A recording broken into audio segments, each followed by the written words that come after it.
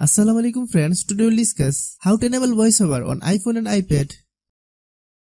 VoiceOver is an accessibility feature that makes the iPhone and iPad easier to operate for the blind and sight impaired. The best iPhone is the phone that anyone can use, which is why accessibility features are so important. How to active VoiceOver on iPhone and iPad. If you are new to my YouTube channel, please subscribe. Launch the setting app from your home screen. Tap General. Tap Accessibility. Tap VoiceOver under the Vision category at the top. Tap the VoiceOver.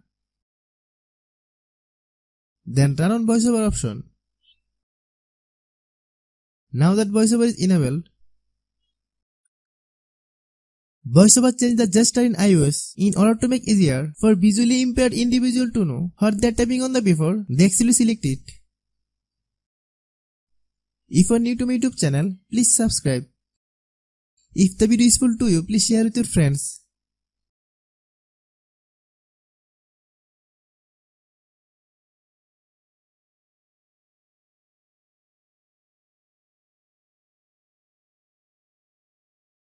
Thanks for watching.